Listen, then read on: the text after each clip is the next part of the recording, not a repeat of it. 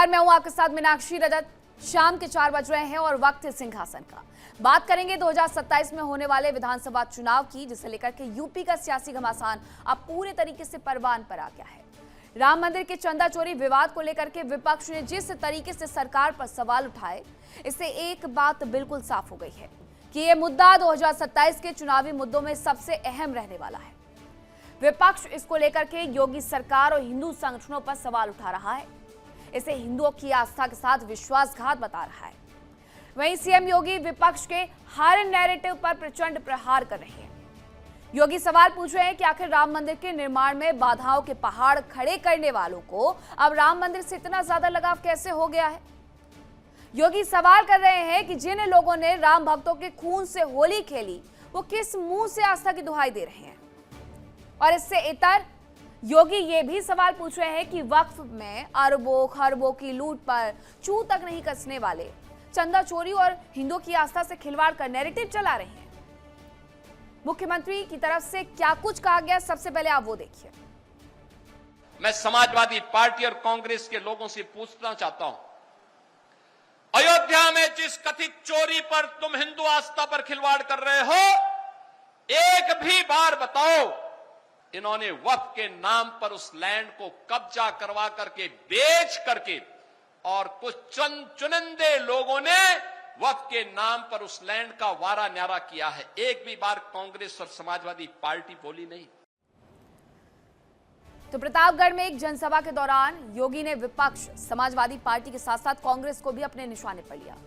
CM ने कहा कि कांग्रेस और सपा गिरगिट की तरह रंग बदलते हैं, और तभी तो कभी बाबरी की पैरवी करने वाले अब राम मंदिर की चढ़ावे का हिसाब मांग रहे हैं। सीएम ने कहा कि दरअसल इन्हें हिंदुओं की आस्था से कोई लेना देना नहीं है, बल्कि 2027 के चुनाव को देखते हुए उनका ये सियासी एजेंडा है विपक्ष का, और ये हिंदुओं को बांटने की साजिश कर रहे हैं।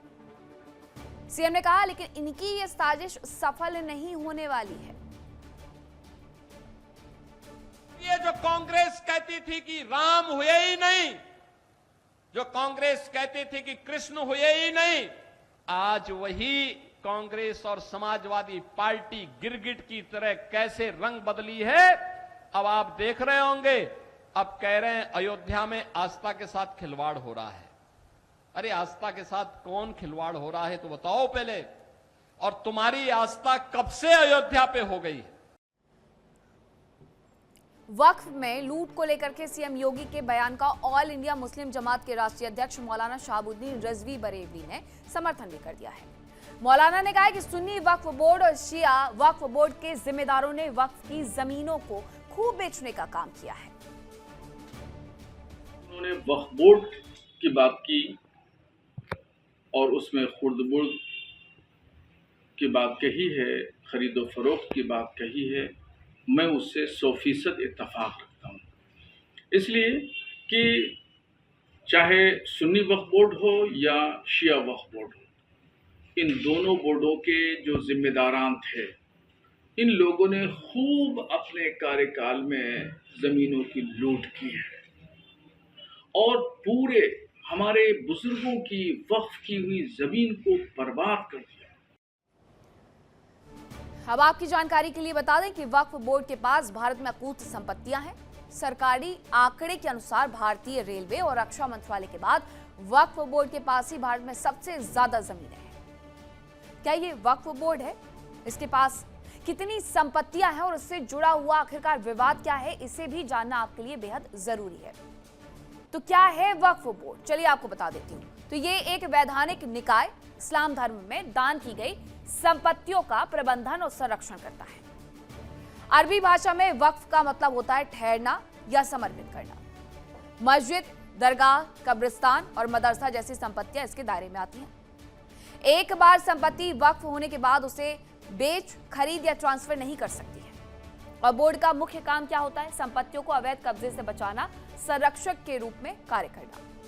वक्फ संपत्ति से होने वाली कमाई का उपयोग मस्जिद, मदरसों और जरूरतमंदों के लिए किया जाता है। संपत्ति विवादों के समाधान के लिए वक्फ बोर्ड को कोर्ट में मुकदमा लड़ने का भी पूरा अधिकार है। वक्फ बोर्ड के पास अकूत संपत्ति है और सरकारी आंकड़ा क्या कहता है वो मैं आपको बताती हूँ कि भारत में वक्फ बोर्ड के पास लगभग 8.72 लाख संपत्तियां हैं। करीब 9.40 लाख एकड़ जमीन में ये फैली हुई हैं संपत्तियां और कब्रिस्तान के नाम पर 1.5 लाख से अधिक संपत्तियां हैं। रेलवे, रक्षा मंत्रालय के बाद भारत में वक्फ बोर्ड तीसरा सबसे बड़ा जमीन मालिक है संपत्तियों का। इनकी अनुमानित राशि अगर हम गणना करें, जाने के अनुमानित मूल्य कितना है तो ये 1.2 लाख करोड़ से भी अधिक है और सबसे ज्यादा वक्फ संपत्तियां उत्तर प्रदेश, तेलंगाना, आंध्रा, कर्नाटक, पश्चिम बंगाल में है। सबसे अमीर बोर्ड कौन सा है इनका? हैदराबाद में देश की लगभग 30% वक्फ संपत्तियां हैं। यूपी में भी वक्फ से जुड़े हुए कुछ विवाद हैं, जिसमें क्या विवाद है वो मैं आपको बताती हूँ। योगी सरकार में 31,000 से अधिक संपत्तियों के पंजीकरण रद्द हुए हैं, जिसमें अवैध कब्जे, दस्तावेजों में गड़बड़ी, सरकारी जमीनों को वक्फ बोर्ड में दर्ज करने का आरोप था। तो अब यही सवाल पूछा जा रहा है मुख्यमंत्री की तरफ से। दरअसल सीएम योगी ने वक्फ के नाम पर हजारों करोड़ की लूट और उस पर विपक्ष की चुप्पी पर सवाल उठाए और उस दरगाह घोटाले की भी उन्होंने कड़ी को आगे बढ़ाया है, जिसे हमने 5 जुलाई के सिंहासन में उठाया था कि कैसे बहराइच की सैयद सलार गाजी की दरगाह में सालों से घोटाला चल रहा है और इस पर विपक्ष के होठ बिल्कुल सिले हुए नजर आते हैं। ऐसे में सवाल यह है कि विपक्ष राम मंदिर के चढ़ावे चोरी पर सियासी लाभ लेने के लिए हाय तौबा मचा रहा है और अगर ऐसा नहीं है तो जैसा कि सीएम कह रहे हैं कि विपक्ष वक्फ बोर्ड की लूट पर क्यों खामोश है, तो उन्हें इस बात का जवाब देना चाहिए। अब करेंगे चर्चा की शुरुआत। कौन कौन से मेहमान मेरे साथ जुड़े हैं आपका परिचय करवाती हूँ। मेरे साथ जुड़ रहे हैं देवेंद्र प्रमुख, प्रवक्ता हैं बीजेपी से, यश भारती, प्रवक्ता है समाजवादी पार्टी से, जावेद अहमद, अध्यक्ष हैं वक्फ वेलफेयर फोरम के, डॉक्टर सुनील कौशिक, वरिष्ठ पत्रकार है। सबसे पहले बीजेपी से ही मेरे हर मेहमान का जवाब होगा और पूरे देश का भी यही सवाल है कि अगर राम मंदिर पर सवाल पूछे जा रहे हैं तो क्या विपक्ष को ये नहीं करना चाहिए? देवेंद्र जी। देखिए मीनाक्षी जी, सवाल पूछे जा रहे हैं, कोई दिक्कत नहीं है, हम जवाब भी दे रहे हैं और डंके की चोट पर जवाब दे रहे हैं। एक एक चीज तथ्यात्मक के साथ बोल रहे हैं। जवाब, हर जवाब का तथ्य भी है हमारे पास और जवाब भी है शानदार तरीके से। लेकिन विपक्ष जवाब लेने के बाद भी रास्ते जो है वो भी भटकाने का प्रयास कर रहा है। सबसे बड़ी बात यह है, आस्था का विषय है। आस्था सबकी बराबर है, सब धर्मों की बराबर है और भारत का लॉ और कानून सबको बराबरी का अधिकार देता है। लेकिन जब आती है कहीं बहुसंख्यकों की, यानी कि सनातन की और हिंदुत्व की, तो एक जो विपक्ष का काम है ना, एक मुक्त होकर वो धर्म पर जो है आघात पहुंचाते हैं, हमला करते हैं, वहां थोड़ा सा मन जो है कट्टित होता है और कंट्रोल होने के बाद वो दिन में से निकल कर आती है कि वो वास्तव में इतने बड़े सनातनी हैं या नहीं है, जितनी बड़ी बातें करते हैं। जब सनातन की रक्षा की बात आई, जब सनातन के सम्मान की बात आई, तो सनातन को गालियां दी गई। चाहे रामचरितमानस की बात हो, चाहे समाजवादी पार्टी के राष्ट्रीय महासचिव के द्वारा किया गया हो, या कांग्रेस की बात हो, कोई बात नहीं, फिर भी आपका अधिकार है। 1 रुपया आपका कहीं कहीं चंदा का नहीं, कहीं दान का नहीं। लेकिन दूसरी बात, जब आप सब जनता की बात कर रहे हैं, लोकतंत्र की बात कर रहे हैं, विपक्ष की बात कर रहे हैं, तो विपक्ष में रहकर क्या उन गरीब मुसलमानों की बात नहीं होनी चाहिए जिनके अधिकार के लिए समाजवादी पार्टी जो वोट लेती है, कांग्रेस ज्यादा बहुसंख्यक? अगर वक्फ बोर्ड की बात चल रही है, उसी की चर्चा हम करने लगे, तो वक्फ में कितने लोग हैं, कितने करोड़पति उसमें जो है जुड़े हुए हैं, संस्था को चलाने वाले हैं, कितने लोग उसे खा रहे हैं, कितने लोग उसका चंदा खा रहे हैं, कितने लोग उसको बेचकर खा रहे हैं। और जब धर्म की बात आती है, क्या आज राम मंदिर में यह घटना घटी है? हिंदुस्तान में हजारों बार मस्जिदों में हथियार निकले हैं, हत्याएं हुई हैं, मदरसों में बालिकाओं के साथ जो शोषण हुआ है। हिम्मत नहीं है। जावेद अहमद जी और यश भारती जी, आपकी इस बात का जवाब जरूर देना चाहेंगे। मैं जावेद अहमद जी, आप सवालों का जवाब भी दीजिएगा और बताइएगा कि एक तरफ बरेलवी साहब ये कह रहे हैं कि हाँ, वक्फ बोर्ड में घोटाले होते रहे हैं और उसके बारे में किसी ने चर्चा नहीं की। जी बहुत बहुत शुक्रिया। ये बहुत महत्वपूर्ण है और दुर्भाग्य है कि हमारे मुल्क में धार्मिक संस्थाएं जो हैं सुरक्षित नहीं हैं, और किसी भी मजहब की हो। हमारे राम मंदिर में हुआ है, बद्रीनाथ में हुआ है, या मज़ारों और दरगाहों में होता है। ये अफसोस की बात है एज ए नागरिक, एज ए सम्मानजनक मजहब के मानने वाले लोगों के लिए। ये एक राजनीति नहीं होना चाहिए। मेरा मानना है कि जो राजनीति हो रही है वो ठीक नहीं है। मजहब में आस्था रखने वालों को ये ट्रस्ट और जो संस्थाएं चलाती हैं उनकी जिम्मेदारी है कि उसको सुचारू रूप से अकाउंटेबल बनाएं और उसको एक अच्छा साफ सुथरा दें। लेकिन राम जन्मभूमि में जो चीजें सामने आई हैं तो मुझे उम्मीद है कि वो बेहतर होगा। और मुख्यमंत्री जो जिस तरह से काम कर रहे हैं, माननीय मुख्यमंत्री योगी नाथ जी, वो अपने कार्यशैली के लिए जाने जाते हैं। तो मुझे लगता है कि अगर राजनीति ना हो तो एक बेहतर रिजल्ट। ठीक है जावेद जी, मैं वापस से आपका रुख करूंगी। यश भारती जी, आपने सुन लिया सीएम का वक्तव्य क्या था, क्या कुछ उनकी तरफ से कहा गया है, समाजवादी पार्टी का क्या जवाब है उस पर?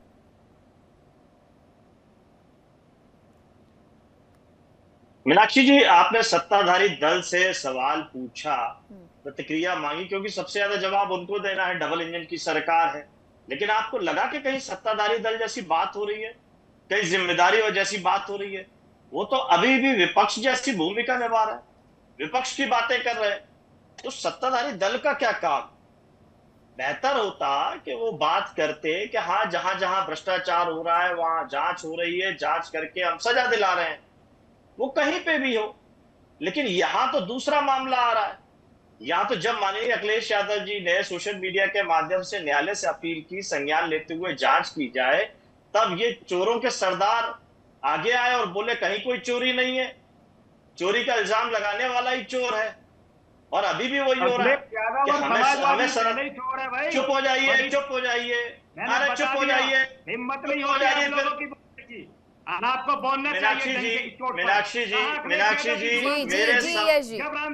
मेरे समय में घटिया लोगों को बोलने दी। नहीं, ऐसे आपत्तिजनक टिप्पणी करने की कोई आवश्यकता नहीं है। आप अपनी पार्टी के विचार रख रहे हैं, पर्सनल मत करिए। मैंने ओपनिंग कमेंट्स में मैंने इनकी पूरी बात सुनी। ये बीच में टपक करके क्या दिखाना चाह रहे हैं? सुन लीजिए देवेंद्र जी, सुन लीजिए, ऐसे पर्सनल मत होइए प्लीज।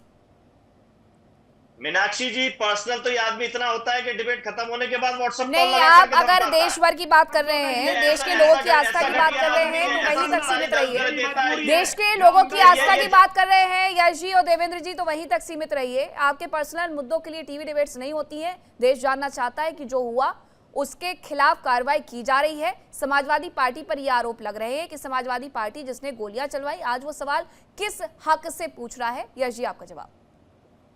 मीनाक्षी जी, आपका बिल्कुल ठीक बात है, पर्सनल होने की कोई बात नहीं होती, हम अपनी पार्टी का पक्ष रखते हैं। बिल्कुल। लेकिन ऐसे घटिया लोग डिबेट की फिर वही बात यश जी, फिर वही बात क्यों ना करें? आप तो अपनी भाषा का स्तर तो मत गिराइए आप लोग प्लीज। मैं ऐसे आपको ये भाषा का स्तर समझाने के लिए नहीं खड़ी होती हूँ। मैंने शब्द कौन सा गलत चयन किया? आप जो भी कह रहे हैं उस पर मुझे आपत्ति है। यश जी प्लीज अपनी बात रखिए, प्लीज। देवेंद्र जी आप भी प्लीज। मेरे बीच में आप टू विंडो करके आप दिखा रहे हैं, तो आप वो बात वैसी है ना। सुन लीजिए आप। मीनाक्षी जी देखिए, बड़ा सीधी सी चीज है, कहीं भी भ्रष्टाचार हो रहा है, कहीं भी गड़बड़ियां हो रही है, सरकार की जिम्मेदारी होती है उन भ्रष्टाचार और गड़बड़ियों को ठीक करें। समय समय पर मदरसाओं को लेकर के बातचीत हुई, मदरसाओं में गड़बड़ी हो रही है, मान्यता प्राप्त अमान्यता प्राप्त तमाम चीजों पे आपने डिबेट करी, हम डिबेट में शामिल हुए। लेकिन क्या निकला?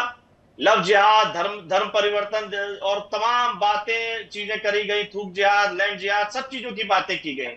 लेकिन असर क्या निकला उन सब चीजों का? केवल प्रचार केवल बचा। आज जब प्रभु राम के चरणों से चोरी हो गई है, उस बात को अगर हमने एक्सपोज किया तो हमें कटघरे में डाला जा रहा है। यानी हमने अगर ये चोरों को उजागर कर दिया, उनकी आवाज उठा दी, जो लोग मांग कर रहे थे तमाम समय से, तो हम ही अपराधी हो गए। और ये कह जा रहा है कि हमने राम भक्तों पे गोली चला दी। मुझे एक बार बता दीजिए, कौन से थाने में रिपोर्ट हुई, कौन सी सरकार ने जांच कराई और गलत नियम अनुसार नहीं थी, संविधान अनुसार नहीं था, कानून अनुसार काम नहीं था, तो अटल बिहारी वाजपेयी जी 6.5 साल प्रधानमंत्री रह लिए, 3 टर्म के, 3 दिन 13 महीने और आगे का टर्म किया उन्होंने। मोदी जी लगातार 2 बार 3 बार जवाब आपसे लूंगी। डॉक्टर सुनील कौशिक जी हमारे साथ हैं, डॉक्टर सुनील कौशिक का रुख कर लेती हूँ। सुनील कौशिक जी, अगर किसी ने सवाल पूछा है तो उसे उसके जवाब चाहिए, लेकिन अगर ये कहा जाए कि वक्फ में भी बहुत सारे घोटाले हो रहे हैं, उस पर सवाल नहीं पूछा गया है, तो ये तो खैर थोड़ा डबल स्टैंडर्ड दिखाता है। देखो मीनाक्षी, ये नहीं है कि अयोध्या में जो कुछ हुआ उस पर सवाल खड़े नहीं होंगे, बिल्कुल सवाल खड़े होंगे, बिल्कुल। लेकिन वक्फ बोर्ड में जो अब तक देश में होता रहा, वहां मुंह क्यों सिल गया? वहां सवाल क्यों नहीं खड़े किए? कर्नाटक में वक्फ बोर्ड की 2 लाख जितनी संपत्ति अभी देश में है ना, 1.5 लाख करोड़ के आसपास, 2 लाख करोड़ की जमीन 2012 में बेच दी, जिसमें मॉल खड़े हो गए, जी खड़े हो गए। और आप देखेंगे अनवर मणिपुरी रिपोर्ट पढ़ेंगे तो उसमें सारा डिटेल्स है। खबर सवाल वहां जैसे अयोध्या में खड़े हो रहे हैं, सवाल वहां भी खड़े होने चाहिए थे। यह दिल्ली वक्फ बोर्ड घोटाला जो हुआ, जहां आप पार्टी के विधायक अमानतुल्लाह खान के खिलाफ एफआईआर हुई, सीबीआई जांच हुई, सवाल वहां भी खड़े होने चाहिए थे। लखनऊ में दर्जन भर लोगों ने, जब नेताजी की सरकार थी तब फर्जी हस्तांतर करके कोर्ट चले गए और ये दावा पेश किया कि हम लोग ही इसके मालिकान हक है, और बाद में सीबीआई जांच में वो सब कुछ फर्जी पाया गया। तो सवाल वहां भी खड़े होने चाहिए, सवाल खड़े होने चाहिए, सब जगह होने चाहिए। मैं ये नहीं कह रहा अयोध्या में नहीं होने चाहिए, अयोध्या में खड़े होने चाहिए, लेकिन वहां भी खड़े होने चाहिए थे। लेकिन वहां आपने एक शब्द नहीं बोला। आपने दिल्ली सरकार में जो कुछ भी हुआ, दिल्ली वक्फ बोर्ड में आपने वहां कुछ नहीं बोला। कर्नाटक में जो कुछ हुआ वहां आपने कुछ नहीं बोला। लखनऊ में जो कुछ हुआ वहां आपने कुछ नहीं बोला। तो इसलिए सवाल खड़े होते हैं। देश का पैसा है, देश का हर एक नागरिक को सवाल करने का हक है, चाहे वो वक्फ बोर्ड में ऐसा तो है नहीं कि बाहर के लोग हैं, उन्हीं के उनके पुरखों के जमीन है, उनके बड़े लोगों की जमीन जो उन्होंने दान पे की, ठीक है। जैसे चंदा यहां अयोध्या में दिया मंदिर के लिए, वो भी एक जनमानस का पैसा है। जैसे वो भी वक्फ बोर्ड में भी कोई ऐसा तो है नहीं कि वक्फ बोर्ड के जो चेयरमैन बने हुए हैं या जो सीईओ बने हुए हैं उनका पैसा है, वो तो जिम्मेदारी संभाल रहे हैं ना। लेकिन उनकी देख रेख में, जहां देखिए सीईओ महबूब आलम थे दिल्ली में, क्या हुआ? अमानतुल्लाह खान जो विधायक थे, क्या हुआ? चार्जशीट पड़ी है ना, उसमें सवाल वहां भी खड़े कर लेते। इसलिए मैं कह रहा हूं कि केवल एक तरफा चीजें नहीं चलेगी, सवाल दोनों तरफ खड़े करिए। और दोनों तरफ हर एक व्यक्ति का, जो भी इस देश में व्यक्ति रह रहा है, चाहे वो मुस्लिम पक्ष का हो चाहे हिंदू पक्ष का हो। ठीक है, जावेद जी से पहले जवाब ले लेते हैं, उसके बाद आती हूँ आप लोगों के पास। जावेद जी, आपका फ्रेम भी चला गया था। अब बताइए कि जब भी आप लोगों पर वक्फ पर जांच बैठाई जाती है तो फिर हो हंगामा जरूर शुरू हो जाता है कि हमें विशेष समुदाय होने की वजह से टारगेट किया जा रहा है। यहाँ कम से कम जांच तो हो रही है। जी, मैं इस पे पक्ष रखना चाहूंगा, चूंकि मुझे इस पे कहना है। वक्फ बोर्ड या जितने एंडोमेंट बोर्ड हैं वो सब सरकारों के अधीन हैं। चेयरमैन जो चुना होता है, मेंबर होता है, सब सरकारों के अधीन होता है। ये विषयांतर हो रहा है। मेरा इसमें संदर्भ ये है कि वो घोटाला किसी भी डिपार्टमेंट में हो, अगर ये कोई पॉलिटिकल पार्टी ये कहती है कि फला जगह हुआ तो क्यों नहीं बोला, ये विषय नहीं है। विषय ये है कि अगर भ्रष्टाचार कहीं है तो सरकार का एक नैतिकता है जो सरकार काम कर रही है। अगर राजनीति हो रही है तो राजनीति होनी भी चाहिए। मेरा सबमिशन ये है कि अभी 2024, 25, 26 में उत्तर प्रदेश सरकार ने 10,000 एकड़ जमीन, हेक्टेयर जमीन, वो वक्फ बोर्ड की रजिस्टर्ड संपत्ति ले लिया और मथुरा कॉरिडोर, राम मंदिर के कॉरिडोर में तकरीबन 100 एकड़ जमीन एनओसी लिया वक्फ बोर्ड से। तो जो जमीनें हैं, जो सरकार है, ये सब उसके ही दायरे में आती हैं। अगर घोटाला किसी मंदिर में हो रहा है, मस्जिद में हो रहा है, ये सरकारों का दायित्व है। हाँ, ये सवाल बहुत अहम है कि क्या किसी पे कार्रवाई हुई? तो हाँ, अमानतुल्लाह को जेल भेजा गया, लेकिन राम जन्मभूमि में या किसी एंडोमेंट में या कहीं पे अगर होता है, या सलार सैयद मसूद गाजी के अगर मजार में होता है, तो ये सवाल सरकार से होता है, ये विपक्ष से नहीं होता है। तो मेरा ये सबमिशन है कि मजहबों की जो एसेट है, जैसे मैं एग्जाम्पल 30 सेकंड दीजिए, मैं बताता हूँ। भारत सरकार में एक रेल संपदा है, इसी तरह सेना संपदा है।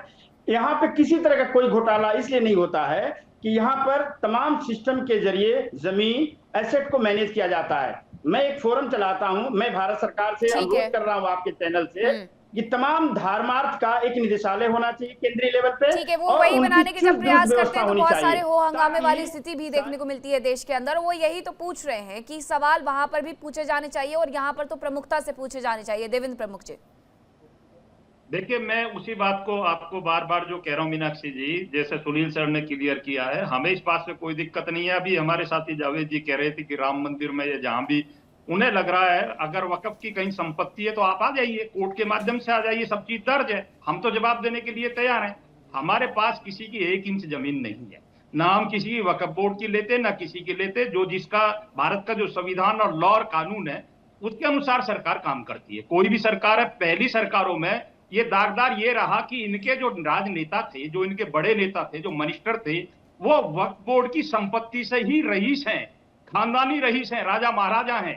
और विदेशों तक वो जो ऐश काट रहे हैं और आतंकवाद को सपोर्ट करते थे। ये बेच कर उनकी सरकारी संपत्ति थी। उन सरकारों के कैबिनेट मिनिस्टर हैं भाई वो।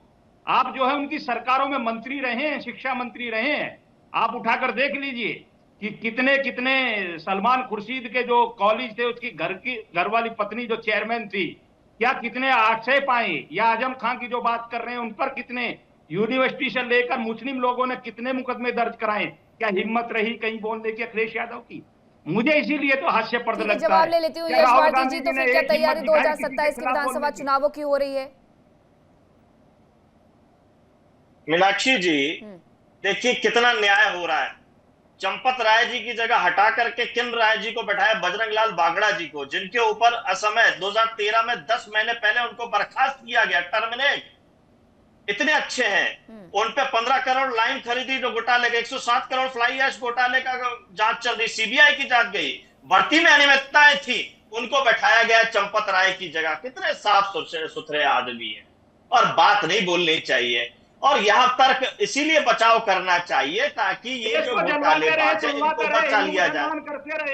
अरे मेरे देवेंद्र, नाम रख लोगे प्रमुख तो प्रमुख थोड़ी हो जाओगे। हाँ, प्रमुख चोरों के लुटेरों के हो सकते हो। अरे देवेंद्र, प्रमुख चोरों लुटेरों के हो सकते हो। अरे देवेंद्र, प्रमुख चोरों लुटेरों के हो सकते हो, उनके सरदार हो सकते हो, प्रमुख हो सकते हो। नरेंद्र के भाई देवेंद्र, नरेंद्र के भाई देवेंद्र, चोर लुटेरों के। देवेंद्र जी, क्या सवाल क्या है आपका? ऐसे आपके आपस में बातचीत में मुझे भी समझने में फिर दिक्कत होती है। क्या सवाल है जो आप यश जी से पूछना चाह रहे हैं? पूछ लीजिए। देखिए, एक ही चीज मैं क्लियर कर रहा हूं। एक बार अखिलेश और डिंपल यादव जाकर राम भक्त के सामने जो राम जी का द्रोह किया, जितनी गालियां, क्षमा मांगकर वह नमन करें, प्रार्थना करें, और राम जी के लिए जाकर जब प्रार्थना करेंगे तो अपनी बात रखने का पूरा अधिकार रखेंगे। ठीक है, उन्होंने एक बार भी जो राम जी को गाली दे रहे हैं। यश जी, आपकी बात समझ गए यश जी। मीनाक्षी जी, कोष में गड़बड़ी हुई, कोषाध्यक्ष पे कोई आंच नहीं। चंपत राय की जगह जिसको बनाया गया उस पर भ्रष्टाचार के आरोप, नौकरी से निकाला हुआ आदमी, करोड़ों रुपए की बात हो गई। जो खमिया रही है उनको मौका दिया। अरे मीनाक्षी जी, क्या हो रहा है? अब देवेंद्र जी, मुझे लगता है आपने सवाल पूछ लिया है, अब जवाब भी सुनिए।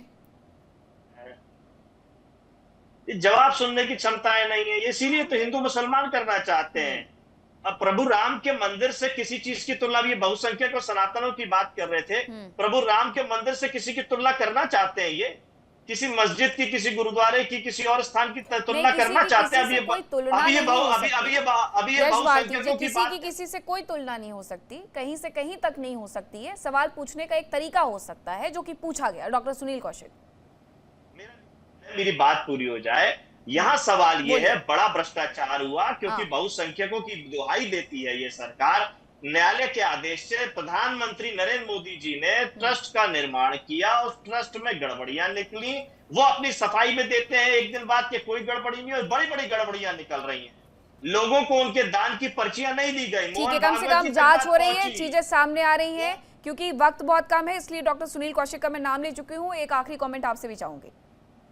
देखो मीनाक्षी, ये देखना पड़ेगा देश में अब तक के, मैं रिकॉर्ड की बात बता रहा हूँ, इतने बड़े भ्रष्टाचार के आरोप किसी पे भी लगे हो, या पर्सन किसी व्यक्ति पे लगे हो, मंत्री पे लगे हो, मंदिर या मठ पे लगे हो, 30 दिन के भीतर अरेस्टिंग कभी नहीं।